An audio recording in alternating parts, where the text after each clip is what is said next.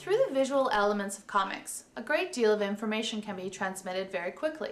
In varying degrees, the viewer takes in the who, what, where, and how simultaneously, depending on what information is provided in the panels.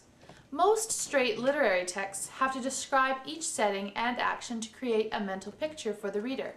However, because comics use a visual storytelling as well as literary, they are able to move faster, change quicker, and take advantage of the brain's ability to take in and decode large amounts of information quickly. For example,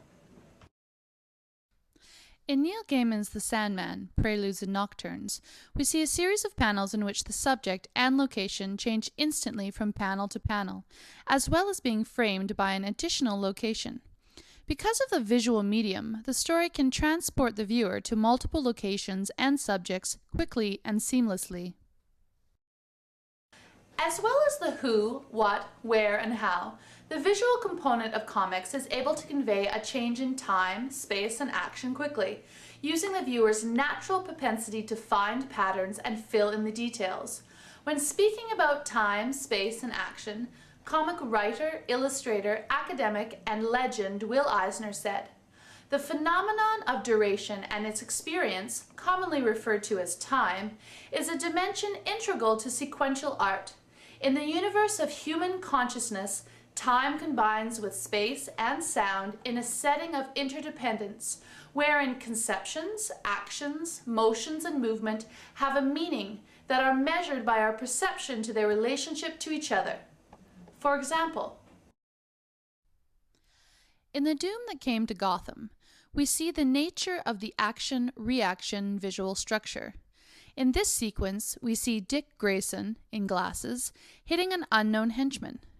One panel shows the action, the hit. The next panel shows the reaction, the unconscious henchman. All the other action is inferred by the viewer. the visual images in comics do not typically show the viewer every detail of a given action, time change, or location change. The panels are set up in a way that the change is implied between the separate shots in a space called the gutter. Comic illustrators frequently use the action-reaction structure, allowing the viewer to fill in the action which is not explicitly shown. Comic writer-illustrator Scott McCloud says, "Comic panels fracture both time and space, offering a jagged staccato rhythm of unconnected moments.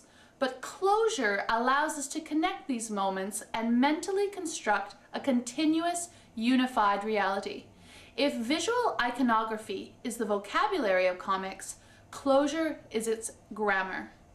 For example, in Alan Moore's Watchmen, Ozymandias is beating up a would-be assassin. Each panel shows a steady progression of action.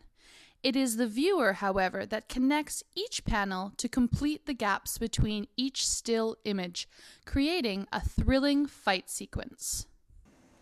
the comic viewer takes on an objective and subjective role when taking in the visual image. The viewer takes in the information provided and filters it through their history of personal and cultural references. While providing objective information such as subject, location, time of day, temperature, era, and any other number of facts, the subjective information is deeply personal to each viewer. The meaning of an American flag, a concentration camp, war, slavery, or bleeding from the nose have different interpretations depending on the cultural and/or religious background.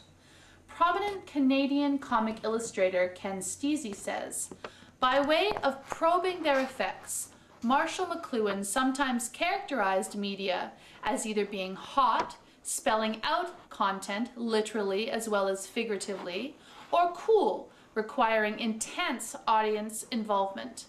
Comics are categorically the latter, insofar as the action all takes place between the panels. As you say, the reader makes inferences and adds that to the narrative, which is also an example of user as content, a relationship wherein the audience supplies information based on their own experience, both subjective and objective. What results is effectively an interactive collaboration between author and audience. For example, in Alex Ross's Kingdom Come, the image is both objective and subjective. The man and the location are objective, a minister and a church. The angel/specter is open to interpretation. Each viewer determines who or what he is depending on their cultural and religious understanding.